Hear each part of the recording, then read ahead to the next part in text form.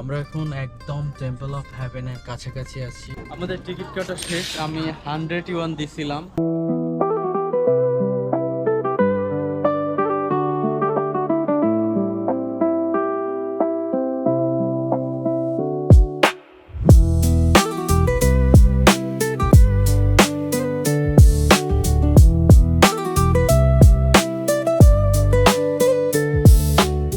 চায়নার ড্যাক্সিং এয়ারপোর্ট থেকে আজকের গন্তব্য টেম্পল অফ হেভেন, বাংলায় যাকে বলা হয় স্বর্গের মন্দির। প্রথমেই সামনে এসে টিকিট সংগ্রহ করলাম। টিকিট হাতে নিয়ে যখন মূল গেটের দিকে এগিয়ে যাচ্ছি তখন থেকেই মনে হচ্ছিল আজকের ভ্রমণটা অন্যরকম হতে যাচ্ছে। গেট দিয়ে প্রবেশ করার পরই চোখে পড়ল বিশাল সবুজে ঘেরা এলাকা, চারপাশে শত বছরের পুরনো গাছ, সবুজ বাগান, প্রশস্ত রাস্তা, আর সেই রাস্তা দিয়ে হাঁটছে চীনের মানুষ এবং বিশ্বের বিভিন্ন দেশে আসা পর্যটকগণ। টেম্পল অফ হেভেন আসলে শুধু একটা মন্দির নয়, এটি ছিল প্রাচীন চীনের অন্যতম গুরুত্বপূর্ণ ধর্মীয় ও ঐতিহাসিক স্থাপনা। প্রায় 600 বছর আগে মিং রাজবংশের সময় এই বিশাল কমপ্লেক্স নির্মাণ কাজ শুরু হয়। পরে ছিং রাজবংশের সময় এর ব্যবহারের সংস্কার অব্যাহত থাকে।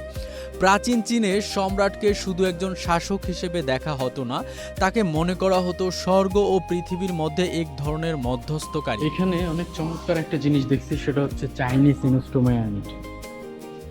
এই যে কত বড়, যদিও এটা ভীষণ বাজাতে ইচ্ছা করতেছে কিন্তু। আর সেই কারণেই সম্রাটরা এখানে এসে স্বর্গের উদ্দেশ্যে প্রার্থনা করতেন, যাতে করে ভালো ফসল, শান্তি এবং সাম্রাজ্যের সমৃদ্ধির জন্য।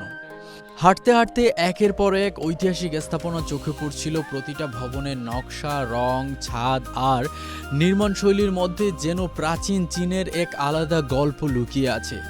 দূর থেকে এই ভবনটা দেখলেই বোঝা যায় কেন টেম্পল অফ হেভেন চীনের অন্যতম বিখ্যাত দর্শনীয় স্থান। নীল রঙের 3 স্তরে গোলাকার ছাদ আর অসাধারণ কারুকার্য আর বিশাল পাথরের প্ল্যাটফর্ম, সব কিছু মিলিয়ে স্থাপনাটি সত্যি চোখে পড়ার মতো। এই হচ্ছে সেই চীনের বেইজিং এর বিখ্যাত টেম্পল অফ হেভেন। তে অবাক লাগে যে আধুনিক প্রযুক্তি ছাড়া কয়েকশো বছর আগে মানুষ কিভাবে এত নিখুঁত স্থাপত্য তৈরি করেছিল। এখানে দাঁড়িয়ে শুধু একটা সুন্দর ভবন দেখছি এমনটা না, আমি যেন কয়েকশো বছর পেছনে ফিরে যাচ্ছি। ভাবছিলাম একসময় এই পথ দিয়েই চীনের সম্রাটরা আসতেন। বিশাল সাম্রাজ্যের ভবিষ্যৎ, মানুষের জীবন, ফসল আর শান্তির জন্য তারা এখানে আনুষ্ঠানিক প্রার্থনা করতেন। আজ সেই সম্রাট নেই, সেই রাজত্ব নেই, কিন্তু তাদের রেখে যাওয়া ইতিহাস এখনো দাঁড়িয়ে আছে। আর পৃথিবীর বিভিন্ন প্রান্ত থেকে মানুষ ইতিহাস দেখতে এখানে ছুটে আসছে। পুরো টেম্পল অফ হেভেন ঘুরতে ঘুরতে কখন যে সময় চলে গেল বুঝতেই পারিনি।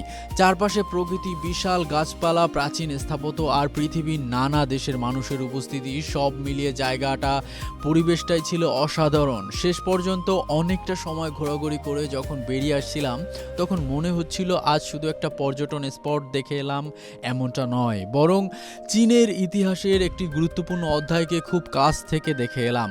টেম্পল অফ হেভেন একটা স্থাপনা নয়, এটি কয়েকশো বছরের ইতিহাস, সংস্কৃতি, বিশ্বাস আর স্থাপনের এক জীবন্ত স্মৃতি।